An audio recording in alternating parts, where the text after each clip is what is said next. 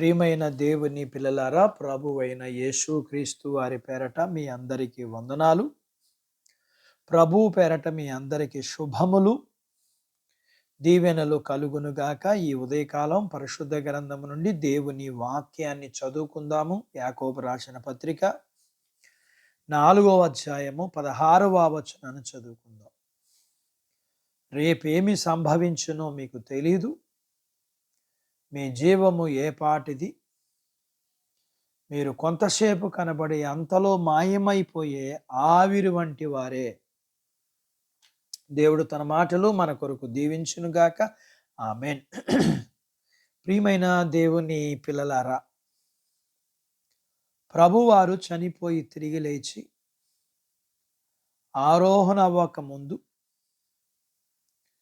శిష్యులతో జరగబోయే వాటిని గురించి, రాబోయే వాటిని గురించి మీకు తెలియదు.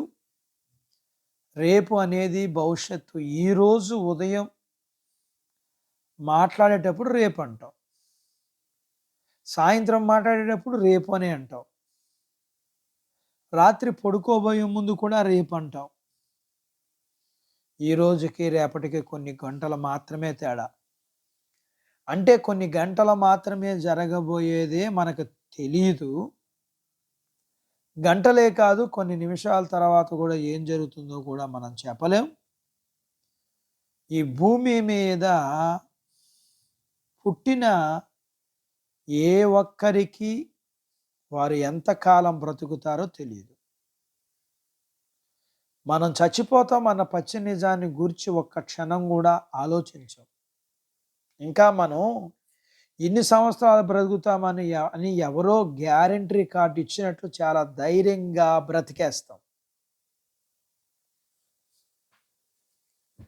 దేవుడితో లేని వారి జీవితాలకు గ్యారంటీ లేదు.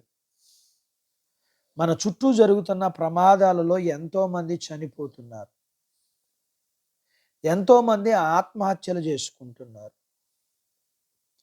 మనకు తెలిసిన వారు చనిపోయినప్పుడు మనం చాలా ఆశ్చర్యపోతాం తప్ప అది మనకు ఒక హెచ్చరికగా తీసుకోం.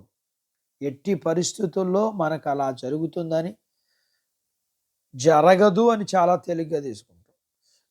గుర్తుపెట్టుకుందాం, మారు మనసు పొందకపోతే మన గతి కూడా అంతేనని. మనం మార్పు చెందాలని దేవుడు కోరుకుంటున్నాడు. మన జీవం ఇంతలో కనబడి అంతలో మాయమైపోతుంది.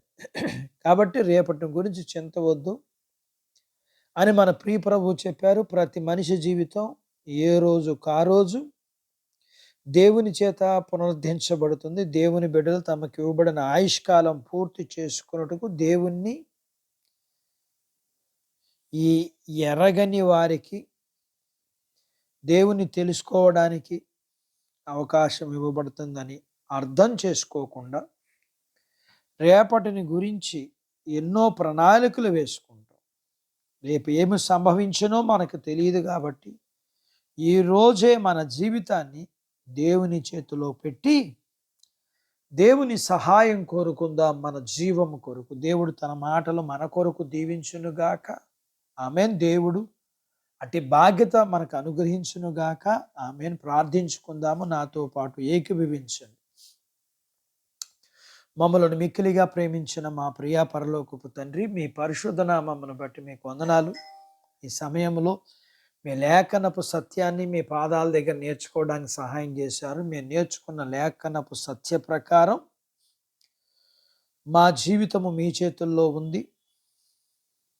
మేము మీ సహాయాన్ని కోరుకుంటూ మా జీవితాన్ని కొనసాగించగలిగే వారిగా ఉండగలగటానికి సహాయం చేయండి. మీ పిల్లలను దీవించండి. చిన్న బిడ్డలను, యవనస్తులను, వృద్ధులను, స్త్రీలను, పురుషులను దీవించి వారి చదువులు, ఆరోగ్యాలు, ఉద్యోగ ప్రయత్నాల్లో విజయము, ఉద్యోగాల్లో ప్రమోషన్స్ ఇవ్వండి. చేతి పనులు, వ్యాపారాలు, పొలాలు, పశువుల్ని దీవించండి. ప్రియుడా, మీకు వందనాలు. వివాహాలు కాని వారికి అవటానికి, గర్భఫలం లేకున్న వారికి ఇమ్మని, గర్భఫలం కలిగిన వారికి సుఖమైన ప్రసూతి ఇమ్మని, ప్రసూతి అయిన వారికి ఆరోగ్యము, మీ పిల్లల అవసరాలు, సమస్యలు, బలహీనతలు, రుణాలను విడిపించి మీ పిల్లలను దీవించమని యేసు ప్రభు వారి పేరట స్తుతించి ప్రార్థించి అడిగినవన్నీ పొందుకొని ఉన్నాము తండ్రి. ఆమెన్. దేవుడు మిమ్మల్ని దీవించునుగాక. ఆమెన్.